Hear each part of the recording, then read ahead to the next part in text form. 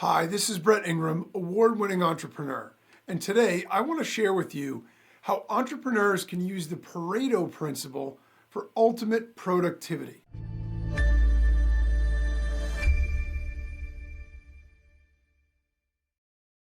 So the Pareto principle, or as most people know it, the 80-20 rule, is a concept that's been around for obviously a long time.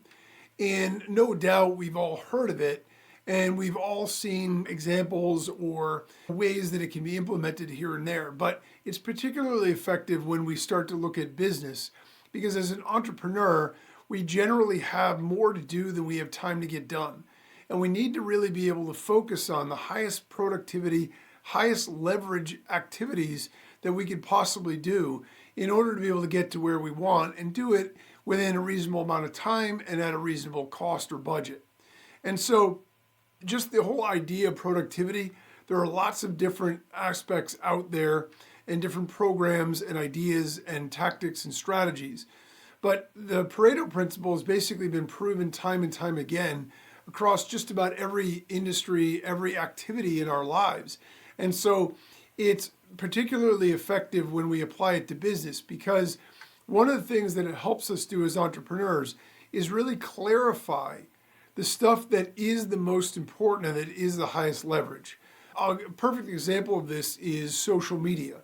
So if we are posting things on social media, then chances are some outlets or some platforms are going to be more effective than the others for us.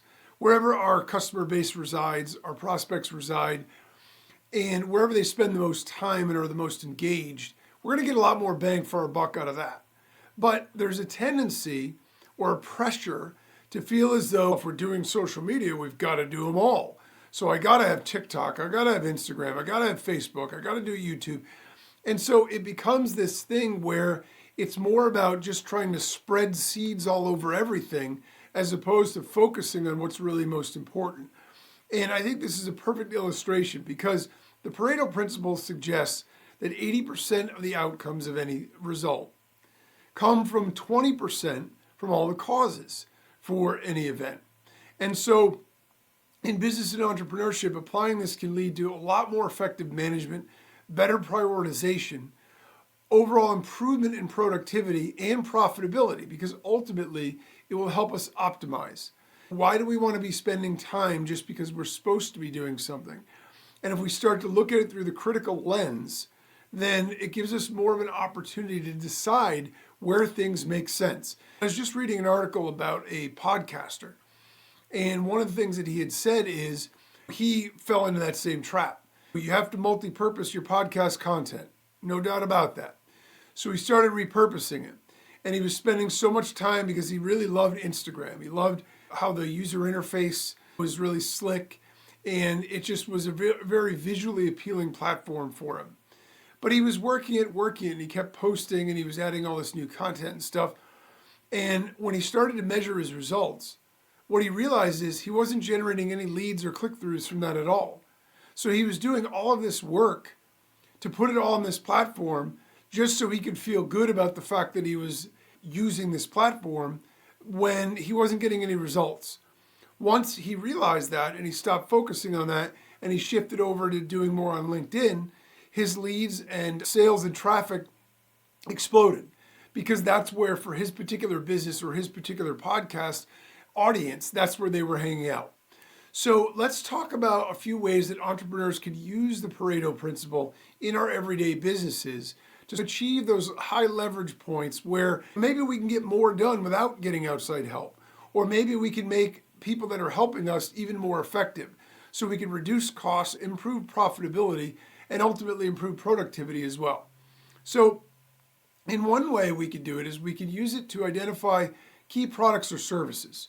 So if we have a product line, if we have a service line, one of the things that we can look at is we can look at which products or services generate the majority of the revenue. Now, I go a step further than revenue, and I say profitability, because I had a computer business in a former lifetime. And one of the things that we did was we sold components, but we also sold custom configured PCs. And some of the higher ticket items, despite the fact that they brought in a lot of sales, were very low margin. And some of the things that were lower price were much higher margin. So actually, what's even more important than just pure sales numbers is what products and services do we have that generate the most profit. Because if we have a $1,000 course, and then that requires online coaching and one-on-one time and all this other stuff, and it takes 25 of our own hours to be able to do it for each person, we're down to $40 an hour for that, not including any other costs. If on the other hand, we have a product that we sell for $97 that's cash and carry and it's digital and nobody has to do anything after they got it, that's a much higher profit margin. So we don't want to be fooled by just the ticket price or by the amount of sales, but we want to focus on which of the products are making the most revenue and profit. Because most of the time, what we'll find is that a small selection, around 20%, will account for the bulk of the profits. And if we could focus on that and optimize those, we could actually get much further. There's a tendency, it's a natural human tendency, if we have 5 things and 3 of them, or say 2 of them, are operating really well and 3 of them aren't, to spend all of our time on the 3 that aren't to try to get them up to speed. When actual wisdom tells us in business, we should do the opposite. We feed the winners, we starve the losers. If we have ad campaigns that are working, we don't keep working on the ones that are failing and try to get them to the point they're working. We lean into the ones that are working and try to make them even better, because that's where it's working for us. That's where we're generating our revenue. Another area that entrepreneurs can use this is in focusing on our core customers. This is something that I learned, again, back in the days where I even had a computer business, even before I got into digital marketing, because the fact of the matter is, in the custom PC market, you have, obviously, it's a very technical product.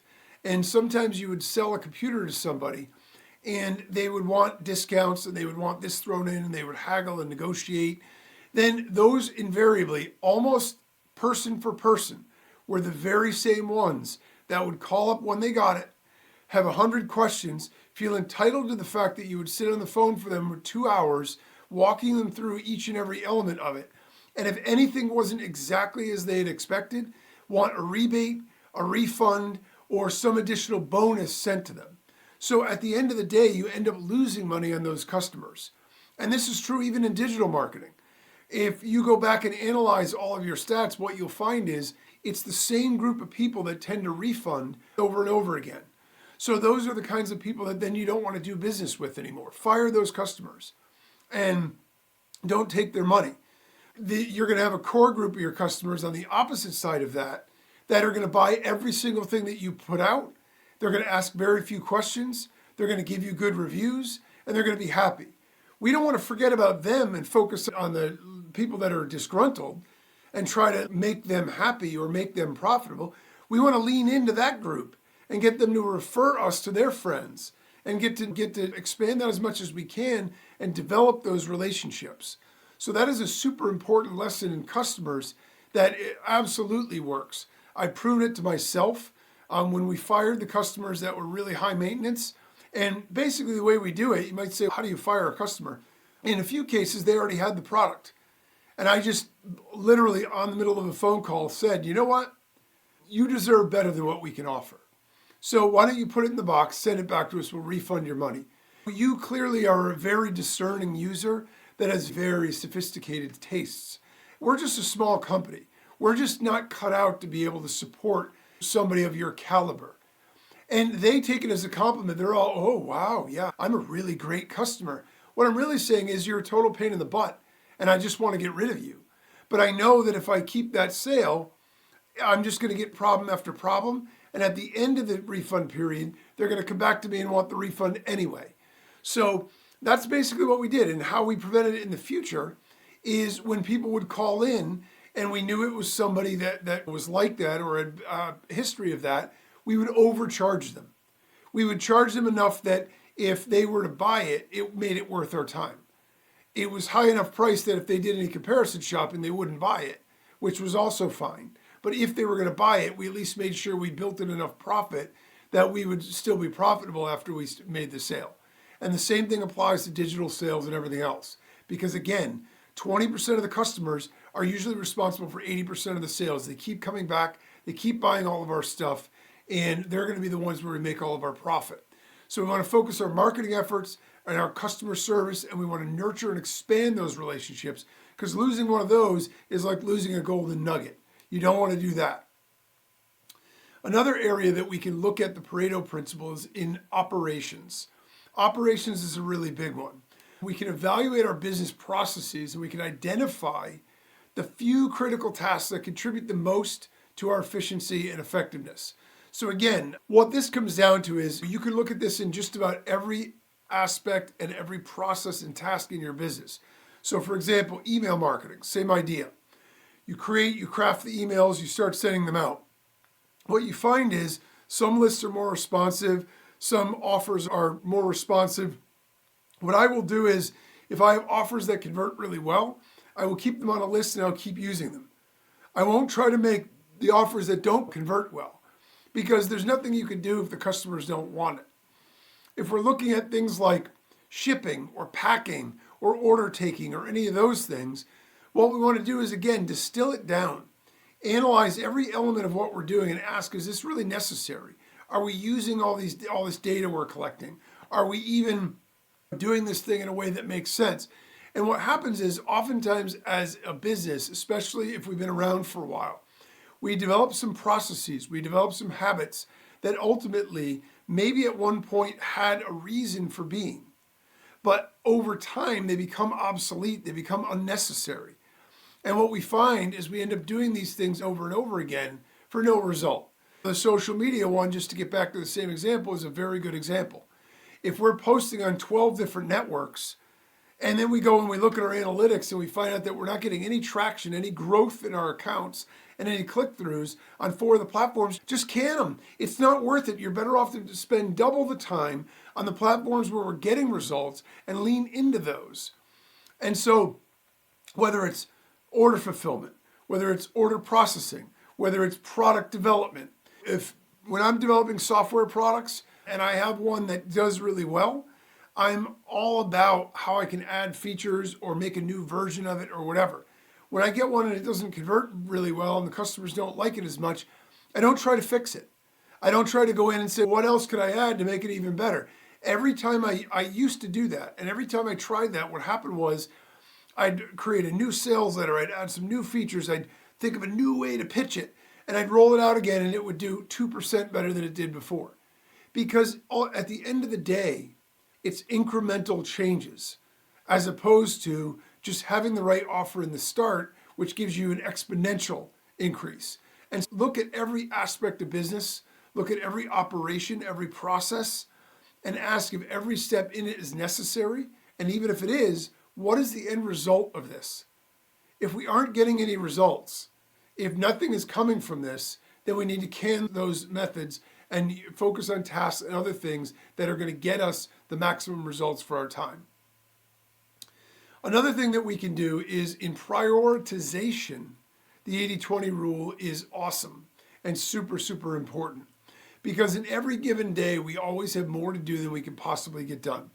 But we also have that core group of things that's so important that if we don't get it done, it's going to hurt our business. And sometimes those tasks are not the ones we want to do. They're not fun. They may be more tedious. I can tell you from my own business, when I'm in the throes of creating something new, I love the creative process. So whether it's working on my new podcast, when I was first starting it, whether it was creating a new product or whatever, that's where I want to spend my time. I'm excited about that. It's not the current operations, but I'm excited about it. But what I realized was that isn't generating any revenue for me. That's not a profit center initially. I have a number of things in my business that generate sales and profits every single day. Those are the things that need to be prioritized. Those are the things that need to be focused on. When that stuff is done, I can lean on the other stuff. But even if those are tasks I don't want to do, those 20% of tasks contribute 80% of the profit and revenue, so they're super important. And so we have to make sure we're not focusing on what it is we want to do. We have to be focusing on what we're getting the most result from. Now, the one sort of asterisk I would put there is, let's say, for example, we were going to do an SEO strategy. You could argue after 2 or 3 weeks, we're not getting any results from this, I guess we should can it. It's not what I'm saying. If the purpose of the strategy is something that is a 3-month process, then you can't shortcut it. You have to wait the 3 months. Then if you're not getting the results, then you can decide, do we continue with it or not? But if we're going to do something that has a longer term sort of curve on it, and we can't determine the results right away, that's okay. It doesn't make it less a priority. It just means we can't evaluate or judge it until later. So we want to focus our energy on and our resources on the most important, highest leverage tasks first. Another area, if it applies to us, is inventory management. In inventory management, it's always a small percentage of our stock items that account for the majority of our sales.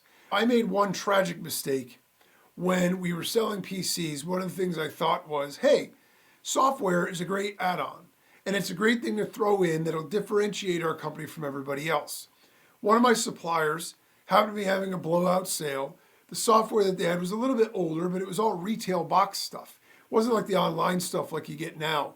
It had a nice like glossy cover and wrapped in plastic, and you get a user's manual and a floppy disk or a disk in there that you can CD that you can put in and load up the game or load up the software.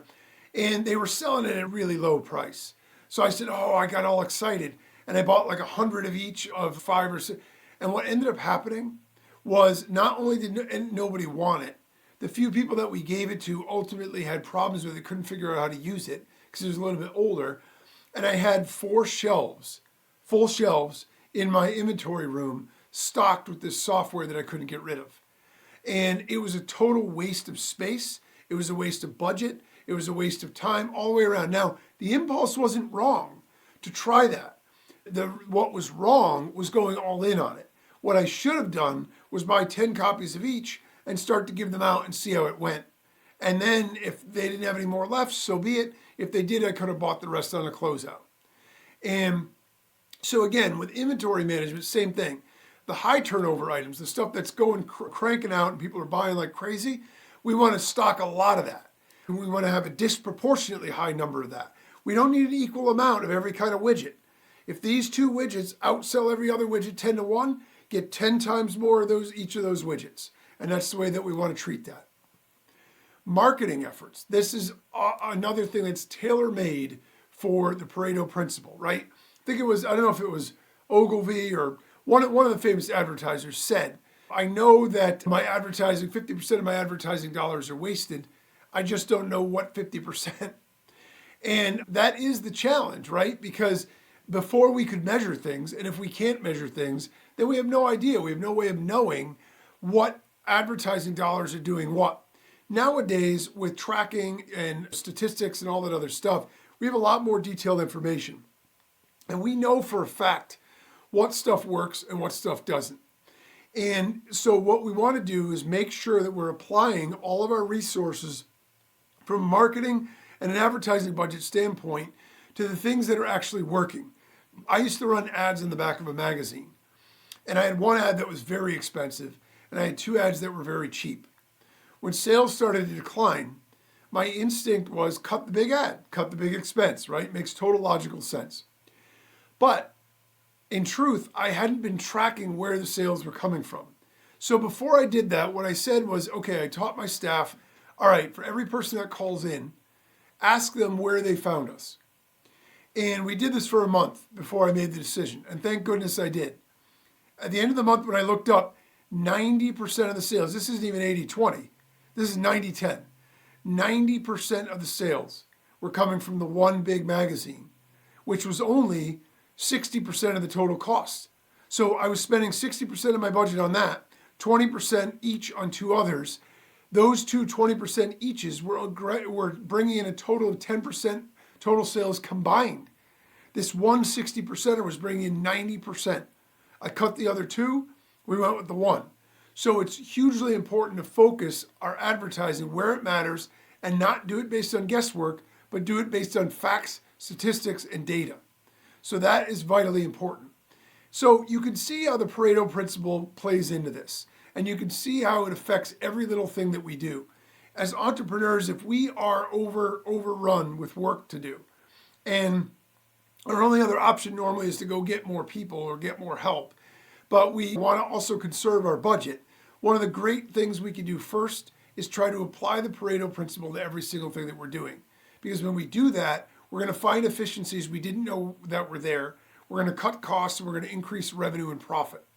So the takeaway here is, no matter how much that we have to do, there's always a way to get more done and get it done faster and easier by focusing on the highest leverage stuff that gets us the most results. As entrepreneurs, we're can-do people. We want to get it all done. But the fact of the matter is, not only can't we get it all done, it isn't even smart to get it all done. What we want to do is determine what those highest leverage 20% activities are in every aspect of our business, and we want to spend 100% of our time on all of that. Keep leaning in and focus on all of that, and the results that we'll get back from that. So that is by far the best way to optimize our own productivity as using the Pareto principle.